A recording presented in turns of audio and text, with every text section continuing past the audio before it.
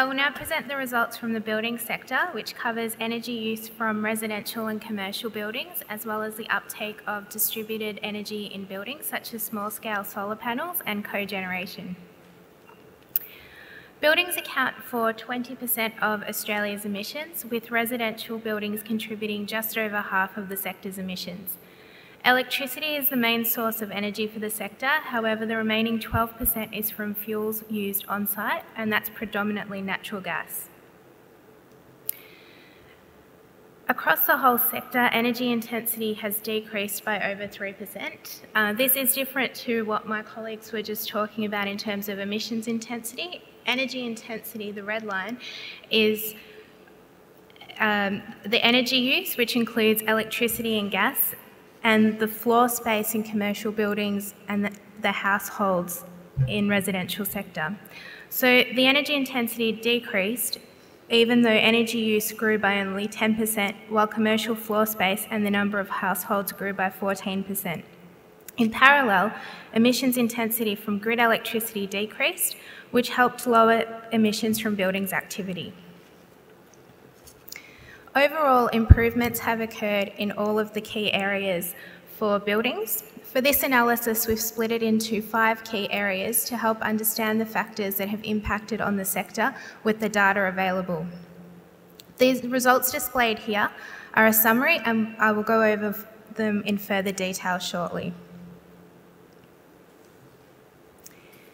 Emissions reduction activity has accelerated in the past 4 years, with strong movement in the residential sector.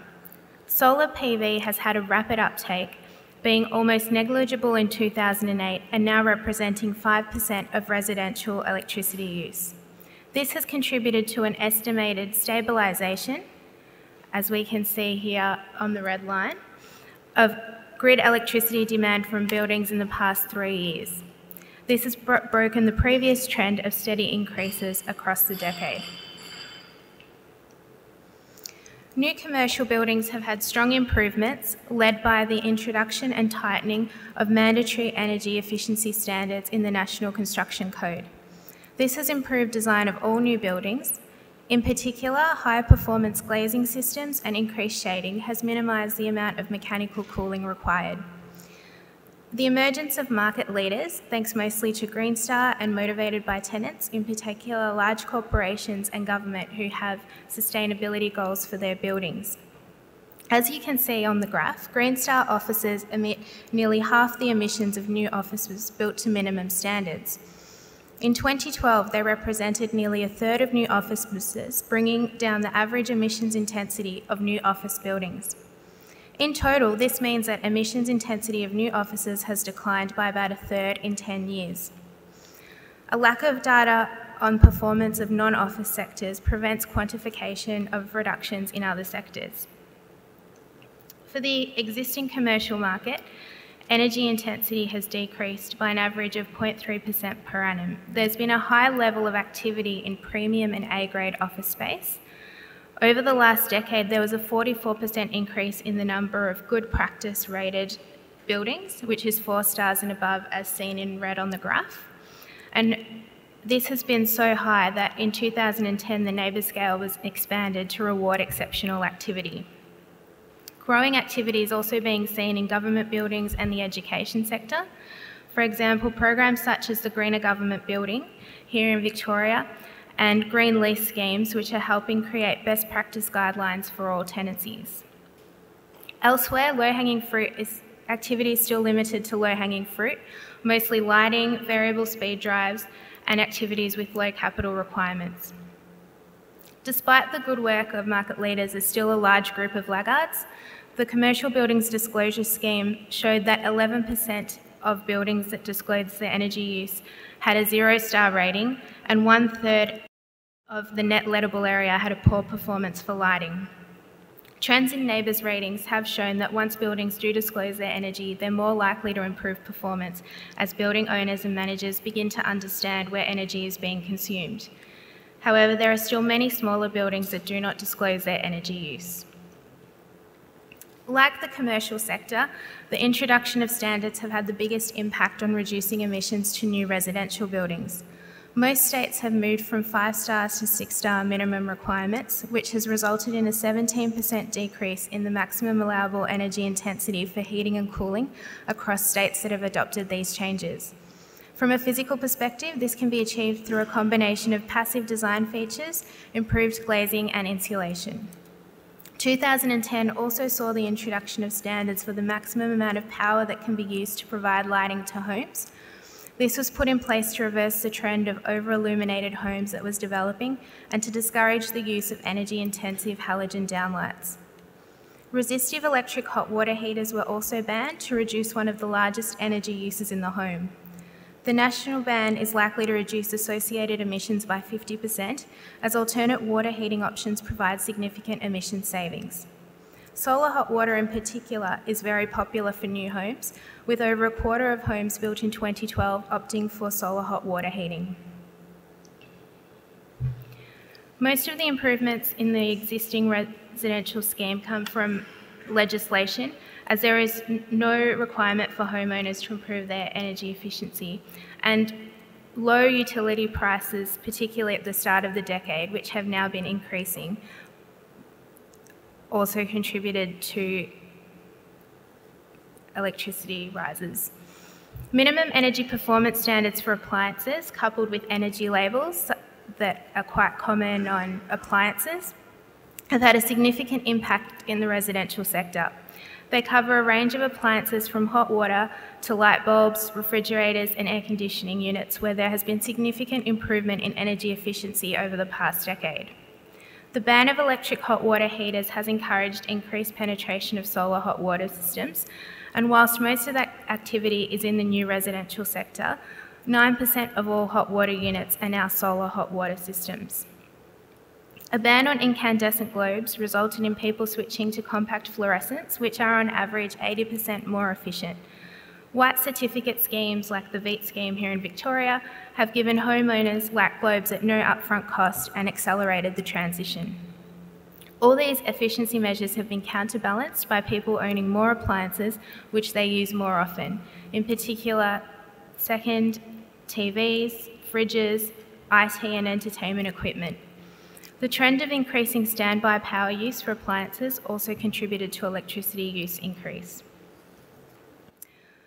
Solar PV has obviously had a rapid uptake.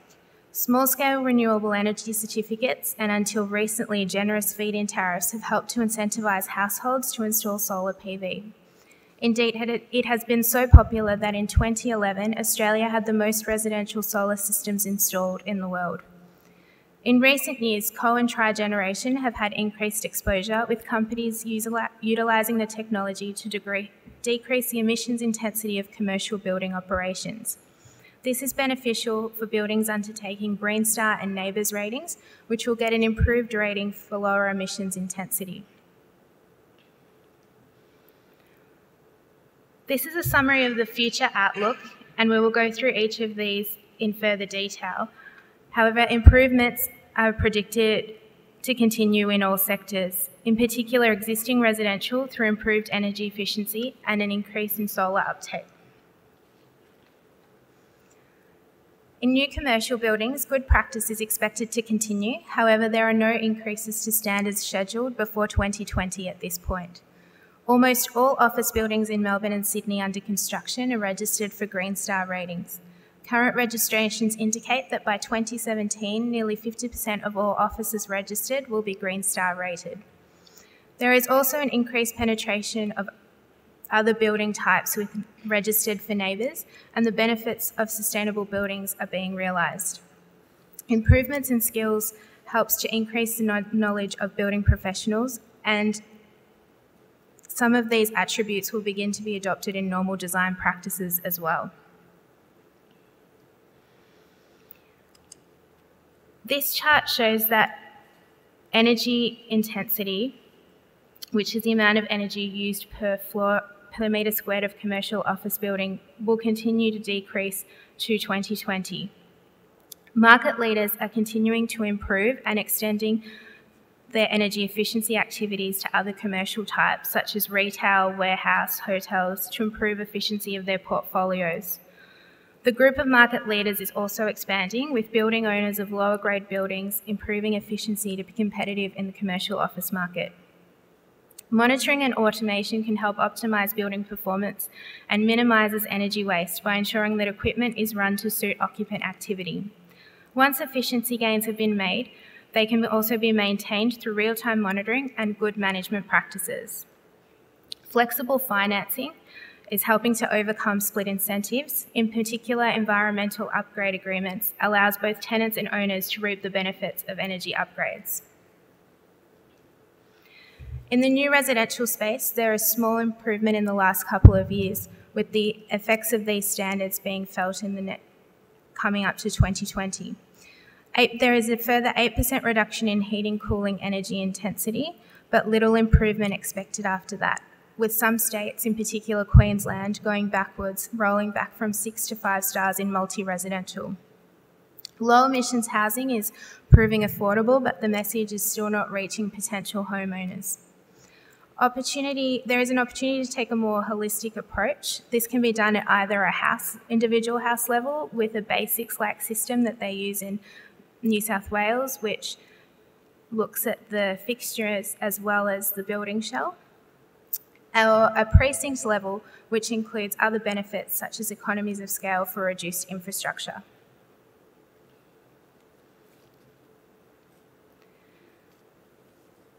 In the residential sector, standards are tackling increasing energy use from recent trends. Appliance standards are continuously evolving and adding new appliances, such as the IT standards coming online later in 2013. We will also start to see benefits from past standards as people start changing over their appliances. Observations and modelling suggest that households are already reducing electricity. We estimate that after steady growth, electricity use per household could decrease by 7% by 2020, and that's the red line at the bottom of the graph. Increased visibility through smart meters, in-home energy monitoring and smart devices will help people understand where energy is being used in the home and where they can cut back. New technologies are also expected to reinforce the trends, with LEDs decreasing consumption of halogens by almost 80% and compact fluorescence by 25%, as well as savings from switching from plasma to LED TVs.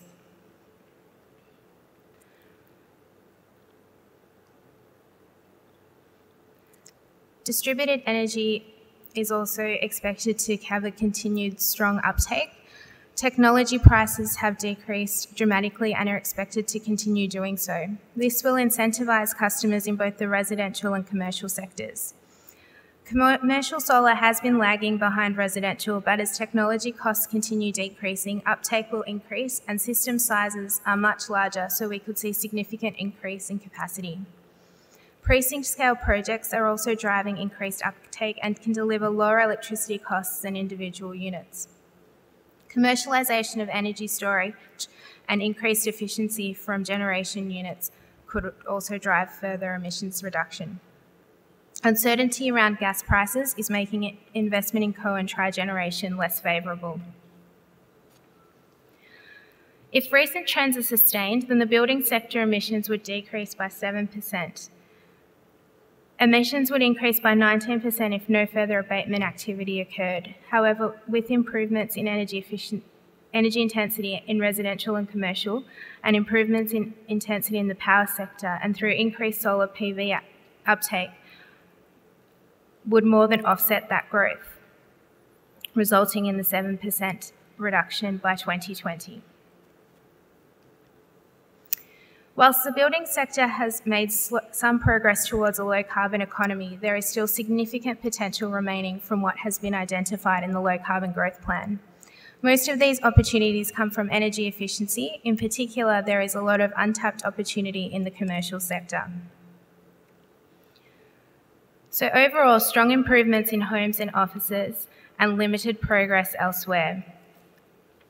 We've also seen strong improvements in energy efficiency of new builds, appliances and equipment, emergence of market leaders in commercial building sector driving activity there, strong growth in solar PV, which is likely to continue, and likely to result in reversal of historical growth in electricity use per household.